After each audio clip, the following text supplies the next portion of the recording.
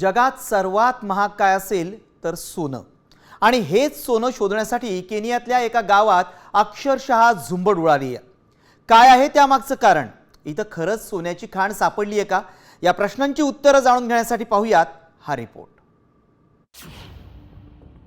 मेंढपाळाला सापडलं सोनं।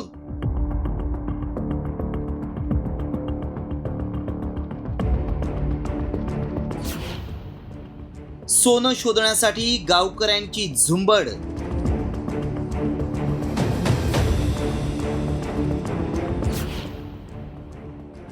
गावकऱ्यांनी खोदून काढलं कुरण।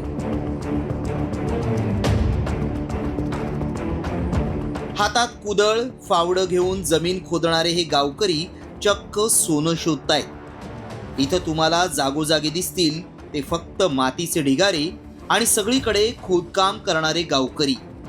केनियातल्या चेपोरर गावातलं हे चित्र। एकेकाळी हा संपूर्ण परिसर झुडपं आणि कुरणांनी व्यापलेला होता।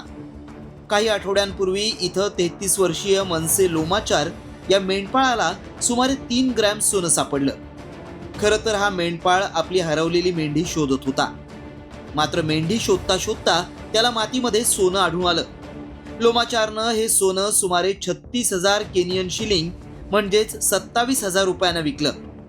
ही बातमी गावात वाऱ्यासारखी पसरली आणि जो तो हातात कुदळ फावडं घेऊन कुरणाच्या दिशेनं निघाला। सुरुवातीला 50-100 लोक सोन्याचा शोध घेत होते, पण नंतर हा आकडा जवळपास 10,000पर्यंत जाऊन पोचला। अवघ्या काही तासात साऱ्या गावानं कुरणाची जागा खोदून काढली। काही महाभागांनी तर 5 ते 10 फुटांपर्यंतचे खड्डेही खोदले, पण यापैकी कुणालाही सोनं सापडलं नाही।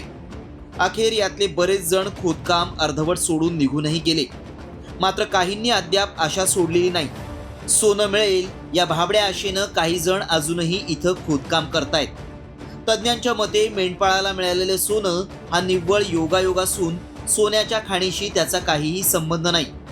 केवळ खोट्या आशेपायी लोक इथं खोदकाम करत असून त्यातून काहीही निष्पन्न होणार नाही। अर्थात असं असलं तरी अद्यापही काही लोकांनी आशा सोडलेली नाही। त्यामुळे इथं खरंच सोन्याची खाण आहे का, की हा निव्वळ गैरसमज आहे, याचं कारण लवकरच स्पष्ट होईल। ब्युरो रिपोर्ट, साम टीव्ही न्यूज।